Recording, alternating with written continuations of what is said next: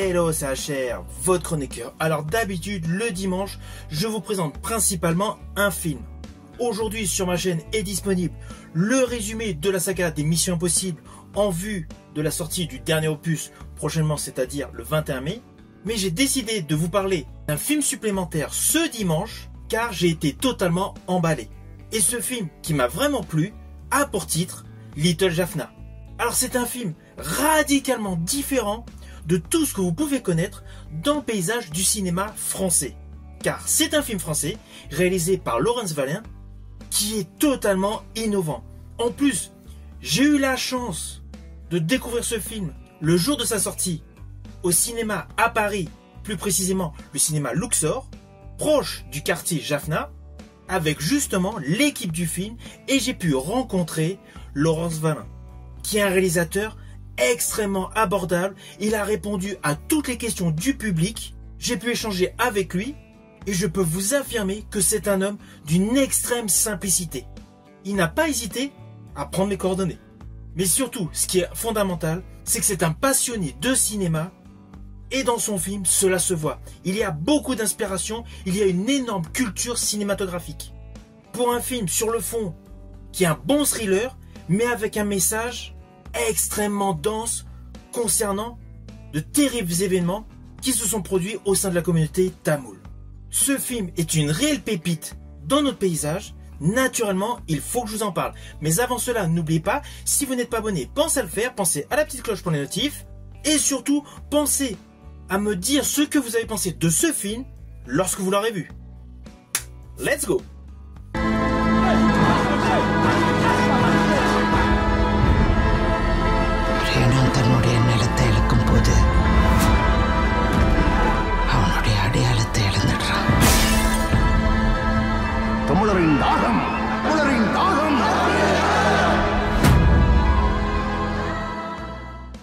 Alors tout d'abord, la fiche technique de ce film, il est réalisé par Laurence Vallin, il dure 1h39 et c'est un polar qui est également du registre du drame, avec notamment une large documentation de faits réels.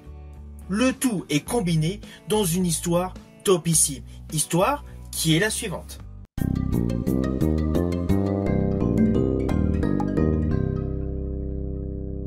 Alors dans ce film, nous découvrons un jeune policier français d'origine tamoule, répondant au nom de Michael Beaulieu, qui est interprété par Laurence Vallin, qui est également le réalisateur. Il a une mission importante qui est d'infiltrer le gang Killis dans le quartier de la Chapelle à Paris, surnommé Little Jaffna. Ce gang est dirigé par Aya, qui collecte des fonds pour soutenir les tigres tamouls au Sri Lanka. Au fil de sa mission, Michael est confronté à un dilemme moral entre son devoir professionnel et ses racines culturelles.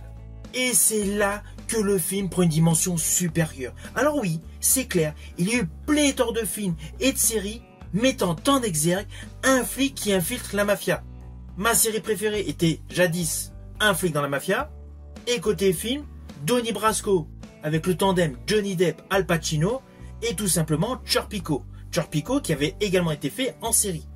Mais là, dans ce film, il y a une profondeur d'histoire avec des faits rapportés concernant le Sri Lanka. Alors je ne vous cache pas, je fais partie de ceux qui n'étaient absolument pas au courant de ce qui s'est déroulé au début des années 2000 au Sri Lanka. Je ne le savais pas.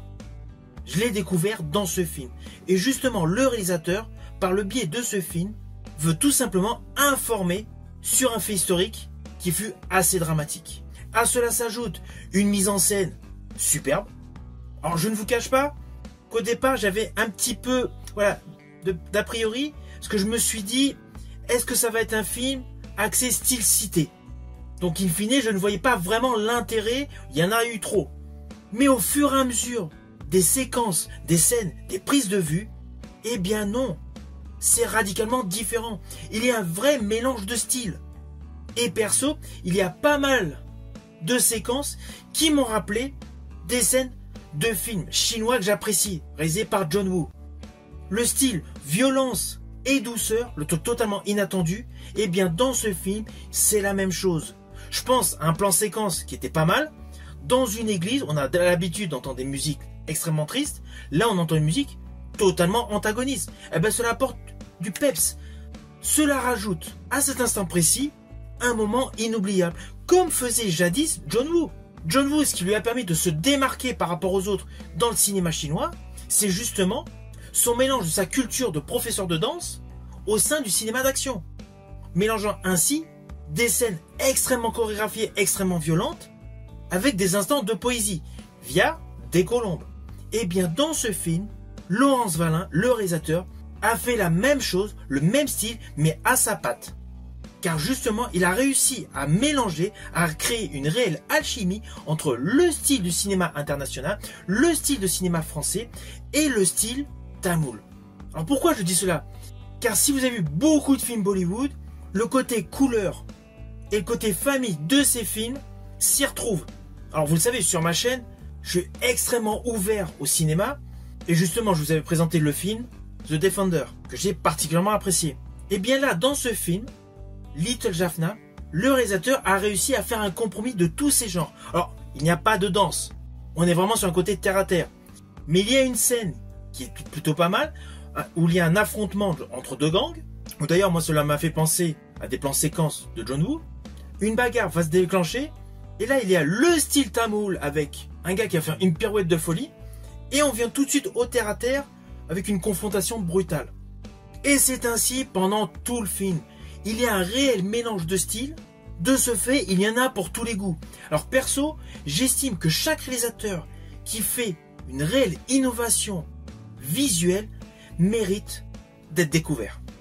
Car au jour d'aujourd'hui, il y a pléthore de films qui sortent au cinéma, pléthore de films pour les plateformes, via Netflix, Prime Video, OCS, Apple TV+, etc. Beaucoup de films deviennent du consommable.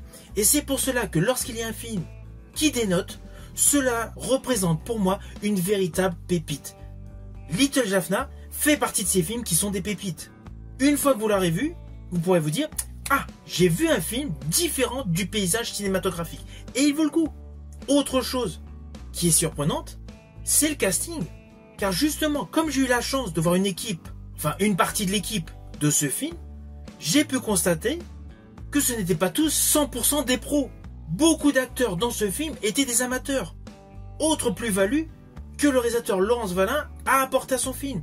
Car d'une part, cela fait permettre d'émerger de nouveaux talents, mais surtout, cela prouve qu'il y a eu une excellente direction d'acteurs et d'actrices sur le film. Alors je rajouterais que le fait d'avoir des acteurs qui ne sont pas forcément confirmés, cela permet d'avoir un côté beaucoup plus dans le réel, beaucoup plus dans le vrai. Forcément, tous leurs gestes ne sont pas étudiés. Et pour ce style de film représentant justement la vie communautaire dans un quartier, cela colle. C'est vraiment ce qu'il fallait faire. À cela s'ajoute le personnage du policier Michael, donc interprété par Laurence.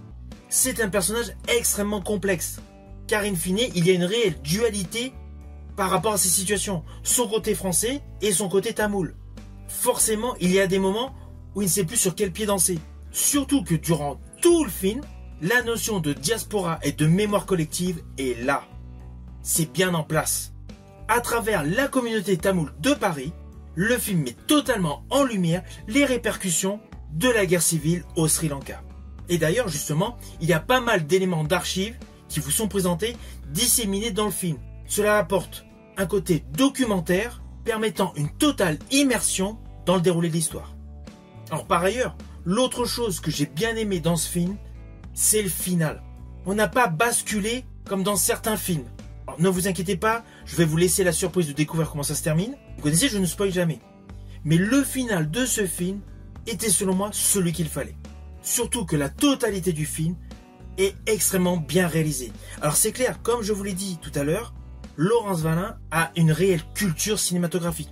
Et cela se voit dans ses plans séquences, dans ses scènes et dans sa manière de poser la caméra. Il y a énormément d'influence de John Woo, de Martin Scorsese et de Quentin Tarantino.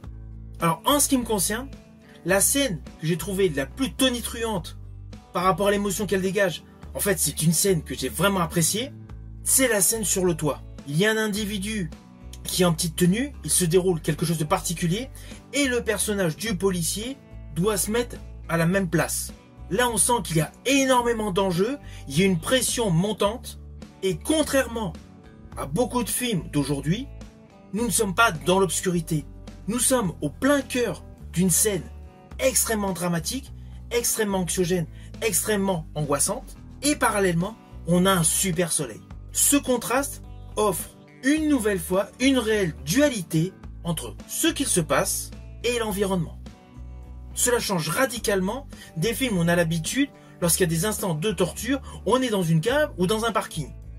Là, on est aux yeux de tous, sur un toit, en plein soleil. Pour tous les aficionados de cinéma, cette séquence est une réussite.